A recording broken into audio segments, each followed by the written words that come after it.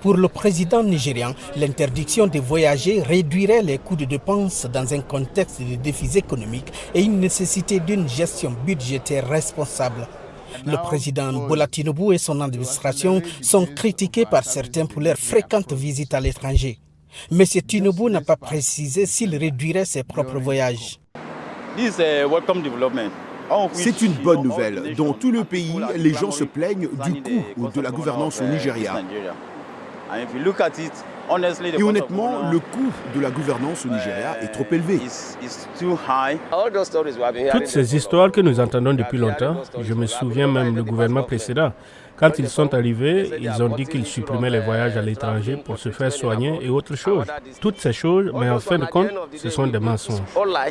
Le président et ses représentants ont par le passé défendu ces voyages comme étant essentiels pour réduire les problèmes économiques qu'il est accusé d'ignorer.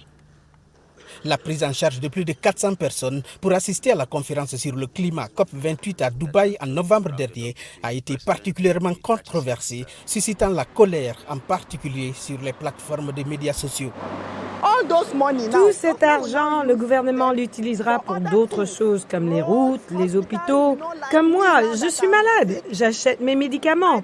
Ils sont très chers. J'achète mes médicaments tout le temps quand je vais à l'hôpital. Sinon, ils disent qu'ils n'ont pas de médicaments. Depuis son investiture en mai 2023, Bola Tinubu a effectué plus de 15 voyages à l'étranger. Le président nigérian aurait dépensé au moins 3,4 milliards de naira, soit 2,2 millions de dollars en voyages nationaux et étrangers au cours des 6 premiers mois de sa présidence, selon les médias locaux.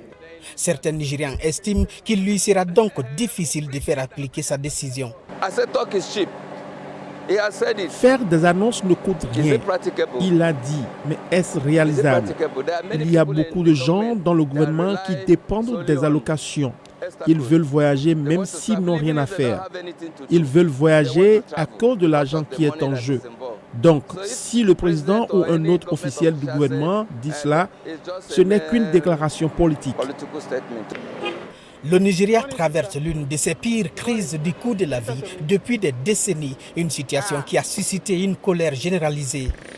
Le blocage de 3 mois des déplacements officiels des représentants du gouvernement est la dernière tentative de M. Tinubu pour contrer la réaction de l'opinion publique.